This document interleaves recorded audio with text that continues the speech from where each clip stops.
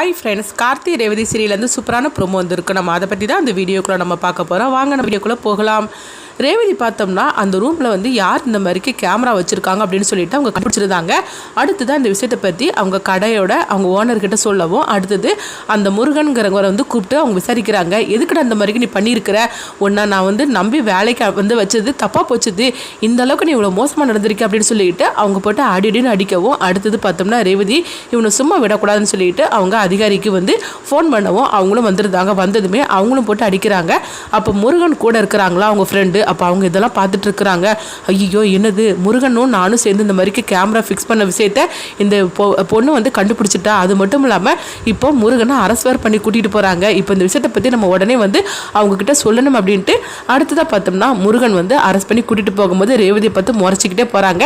அப்போ உடனே அதிகாரி வந்து சொல்கிறாங்க, எங்கள் பாருங்கம்மா, ஸ்டேஷனுக்கு வந்து ஒரு கம்ப்ளைண்ட் கொடுத்துருங்க இவனை பற்றி அப்படிங்கும்போது, சரி நான் வாரேன் அப்படின்னு ரேவதியும் சொல்கிறாங்க. அடுத்தது முருகன் கூட இருக்கிறாங்க அந்த ஃப்ரெண்டு வந்து பார்த்தோம்னா அந்த அவங்க கூட உள்ளவங்களுக்கு வந்து ஃபோன் பண்ணுறாங்க. இந்த மாதிரிக்கு முருகன் ஒரு பிரச்சனையில் மாட்டிக்கிட்டு அப்படிங்கும்போது, என்னடா சொல்லிட்டு இருக்கிற, கொஞ்ச நேரத்துக்கு முன்னாடி தானே முருகன் ஃபோன் பண்ணி எனக்கு ஃபோட்டோலாம் அனுப்பி வச்சா, இப்போ என்னாச்சு அப்படிங்கும்போது அப்போ நடந்த எல்லா விஷயத்தையும் சொல்கிறாங்க. இதை கேட்டதுமே அவங்க அதிர்ச்சி அடைகிறாங்க. இப்போ முருகன் மாட்டிக்கிட்டா, இப்போ அவன் ஏதாவது உண்மை சொல்லிட்டாக்கி நம்ம எல்லாருமே ஒட்டுமொத்தமாக மாட்டிக்கிடுவோம் அப்படின்னு அவங்க கூட உள்ளவங்க சொல்லவும், சரி கொஞ்ச நேரம் இரு, நான் வந்து லாயர்கிட்ட இந்த விஷயத்தை பற்றி பேசிக்கிட்டு அதுக்கப்புறமா நம்ம வந்து அவனை ஜாமீன் எடுத்துலான்னு சொல்லவும் உடனே வந்து அவங்களும் சரி அப்படிங்கிறாங்க. அடுத்ததாக பார்த்தோம்னா ரேவதி ரோஹிணி நேராக ஸ்டேஷனுக்கு போகிறாங்க. அங்கே போனதுக்கப்புறமா முருகன் மேலே அவங்க கம்ப்ளைண்ட் கொடுக்குறாங்க. கொடுத்துக்கிட்டு அவங்க சொல்கிறாங்க, இவனெல்லாம் வெளியவே நீங்கள் விடக்கூடாது சார், இவனுக்கெல்லாம் வந்து சரியான ஒரு தண்டனை கிடைக்கணும், இவனுக்கு எவ்வளோ தூரம் இந்த மாதிரி பண்ணிருந்தோம்னா அவன் இப்படிலாம் செஞ்சுருப்பான், இவனுக்கு பின்னாடி யாரெல்லாம் இருக்காங்கன்னு நல்லா விசாரிங்க அப்படிங்கும்போது, நீங்கள் ஒன்றும் கவலைப்படாதீங்கம்மா, நீங்கள் தான் கம்ப்ளைண்ட் கொடுத்துட்டீங்களா, இதுக்கப்புறம் பாருங்கள் அவனை நான் விசாரிக்கிறது வேறு மாதிரி இருக்கும், இவன் ஜென்மத்துக்கும் இவங்கள தான் கிடக்கணும் அப்படின்னு அவங்களும் அதிகாரியும் சொல்லவும், அடுத்தது ரேவதி இந்த மாதிரிலாம் பேசுகிறத முருகன் பார்த்துட்டு ரேவதி மேலே அவங்க ரொம்பவே கோபத்தோடு இருந்துட்டு இருக்கிறாங்க. அடுத்தது பார்த்தோம்னா ரேவதி ரோஹிணி வீட்டுக்கு வராங்க. வந்ததுமே கார்த்தி மயில்வாகனமும் அவங்களும் வராங்க.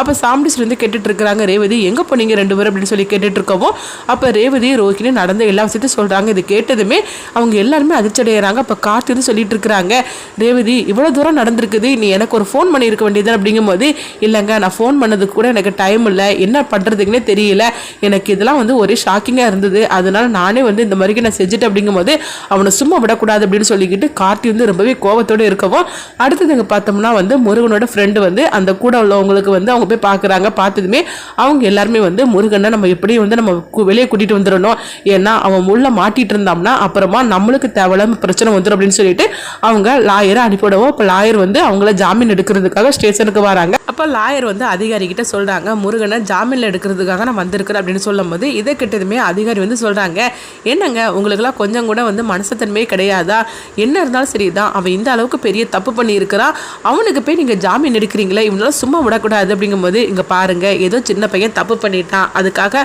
அவனுடைய வாழ்க்கையை பார்க்கணும்ல அப்படின்னு சொல்லும்போது, என்னங்க பேசிகிட்டு இருக்கிறீங்க, சின்ன பையனா, அவன் எவ்வளோ பெரிய தப்பு பண்ணியிருக்கிறான், இந்த மாதிரிக்கு பண்ணணும்னு எல்லாம் வந்து வெளியே விடவே கூடாது, இவனுக்கெல்லாம் வந்து சரியான தண்டனை கிடைக்கணும், அப்போ தான் இந்த மாதிரிக்கெல்லாம் வந்து செய்கிறதுக்கு பயப்படுவாங்க, இவனை ஜாமீனில் போய் நீங்கள் எடுக்கிறது வந்திருக்கிறீங்களா அப்படிங்கும்போது அப்போ வந்து அவங்களுக்கு வேறு பதில் பேச முடியாமல் இருக்கிறாங்க. அடுத்ததை பார்த்தோம்னா முருகனை அவங்க ஜாமீன் வெளியே கூட்டிகிட்டு போகவும், உடனே முருகனை பார்த்து அந்த கூட உள்ளவங்களாம் சொல்லிட்டு இருக்கிறாங்க, என்னடா இந்த மாதிரிக்கு மாட்டிக்கிட்டு அப்படிங்கும்போது, எல்லாம் அந்த பொண்ணு பண்ணின வேலை தான், அவள் தான் என்னை வந்து இந்த மாதிரி கேமரா வச்சு தான் கண்டுபிடிச்சி என்னை இப்படிலாம் வந்து உள்ள தள்ளிட்டா அப்படிங்கும்போது, அவளை நான் சும்மா விட மாட்டேன் அப்படிங்கும்போது, உடனே என்ன பண்ண போகிறேன் அப்படின்னு சொல்லி கேட்கும்போது, நான் இந்த மாதிரிக்கு ஒரு நிலைமையில வந்ததுக்கு அவள் தானே காரணம், அவளை சும்மா விடக்கூடாது, அவளுடைய கதையை நான் முடிச்சே தீரணும் அப்படிங்கும்போது, ஆமாண்டா நீ சொல்கிறது கரெக்டு தான், இந்த அளவுக்கு நம்மளை வந்து கொண்டுட்டு வந்தவளை சும்மா விடக்கூடாது அப்படின்னு கூட உள்ளவங்களும் சொல்லவும், அந்த ரேவதி யாருன்னு சொல்லி கண்டுபிடிக்கணும், கண்டுபிடிச்சு அவளை தூக்குனதுக்கு அப்புறமா அவளுடைய கதையை என் கையாலே முடிக்கணும் அப்படின்னு சொல்லிட்டு ஒரு பக்கம் முருகன் வந்து ரொம்பவே கோபத்தோடு இருக்கவும், அடுத்தது பார்த்தோம்னா கார்த்தி ரேவதி ஸ்டேஷனுக்கு வராங்க.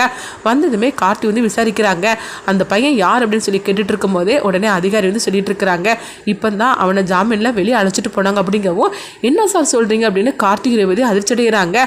அவனுக்குலாம் ஜாமீனே கொடுக்கக்கூடாது, எதுக்காக அவனை நீங்கள் வெளியே விட்டீங்க, அவன் எவ்வளோ பெரிய தப்பு பண்ணியிருக்கிறான், அவனை போய் நீங்கள் வெளியே விட்டுருக்கிறீங்களா அப்படிங்கும்போது, அப்போ அதிகாரி வந்து சொல்லிட்டு இருக்கிறாங்க, கார்த்தி சார் நீங்கள் சொல்கிறது புரியுது, இவனை மறிக்க ஆளுகளெல்லாம் வெளியவே விடக்கூடாது, ஆனால் என்ன பண்ணுறதுக்கு இவனுக்கு இந்த மாதிரிக்கு சாதகமாக வந்து சில பேர் இருக்க தானே செய்கிறாங்க, அதனால தான் இந்த மாதிரிக்கெலாம் தப்புலாம் அதிகரிச்சுட்டு போகுது, இவனுக்கெல்லாம் கிடைக்கக்கூடிய தண்டனை கரெக்டான நேரத்தில் கிடச்சிச்சின்னா இந்த மாதிரிக்கெலாம் தப்புலாம் நடக்காது, ஆனால் என்ன பண்ணுறதுக்கு அவனை வெளியே அழைச்சிட்டு போயிட்டாங்களா அப்படின்னு சொல்லவும், அப்போ வந்து அவங்க ரேவதி கிட்ட சொல்கிறாங்க, இங்கே பாருமா நீ எதுக்கும் கொஞ்சம் ஜாக்கிரதையாக இரு, ஏன்னா அவனை வந்து உடனே ஜாமீனில் அழைச்சிட்டு போயிருக்கிறான்னா அவனுக்கு வந்து செல்வா கூட தான் இருக்கிறான் மாதிரிக்கு தெரியுது, அதனால அவனால் உனக்கு எந்த ஆபத்து வந்துடக்கூடாதுமா அப்படின்னு அதிகாரி சொல்லவும் அப்போ கார்த்தி வந்து சொல்லிட்டு இருக்கிறாங்க அவனை சும்மா விடக்கூடாது, திரும்பவும் அவனை அரெஸ்ட் பண்ண வைக்கணும் அப்படின்னு சொல்லிட்டு இருக்கவும் உடனே ரேவதி வந்து என்னங்க சொல்லிட்டு இருக்கிறீங்க அப்படிங்கும்போது ஆமாம் அவன் வந்து கண்டிப்பாக வந்து இவ்வளோ சீக்கிரமாக அவனை ஜாமீனில் வந்து எடுத்து கொண்டுட்டு போயிருக்கிறாங்கன்னா கண்டிப்பாக அவங்க பின்னாடி பெரிய ஒரு நெட்வொர்க்கே இருக்கிற மாதிரிக்கு தெரியுது, அதனால கூண்டோட நம்ம பிடிச்சாகணும் அப்படிங்கும்போது இங்கே பாருங்க எனக்கு என்னமோ பயமாக இருக்குது அப்படின்னு ரேவதி சொல்லும்போது ரேவதி நீ ஒன்றும் பயப்படாது அப்படிங்கிறாங்க.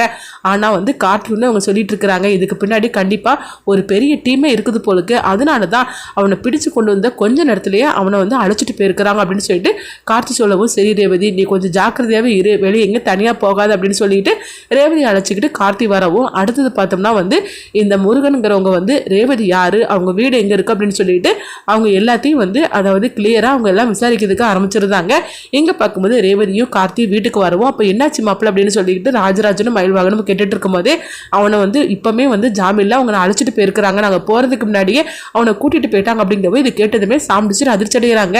என்னது அவனை கூட்டிகிட்டு போயிட்டாங்களா அப்படின்னு சொல்லி கேட்கும்போது ஆமாம்மா நாங்கள் போகிறதுக்கு முன்னாடியே அவனை ஜாமீனில் அழைச்சிட்டு போயிட்டாங்க அப்படிங்கவும் இவ்வளோ சீக்கிரம் அவன் ஜாமீனில் போயிருக்கிறானா அப்போ அவனுக்கு பின்னாடி யாரோ பெரிய ஆள் இருக்காங்கன்னு தான் அர்த்தம் அப்படிங்கும்போது ஆமாம்மா அதுதான் இவரும் சொன்னார் அப்படிங்கவோ இவனை மாதிரிக்கு ஆளுகள்லாம் வெளியவே இருக்கக்கூடாது, இவனை மாதிரிக்கு ஆளுகள்லாம் திருப்பி உள்ளத்துக்கு தான் போடணும் அப்படின்னு சொல்லிட்டு சாம்பிடிச்சிரு ஒரு பக்கம் கோபத்தோடு இருக்கவும் இன்னொரு பக்கம் பார்த்தோம்னா கார்த்தி வந்து மயில் வாங்கினதுன்னு சொல்லிட்டு இருக்கிறாங்க.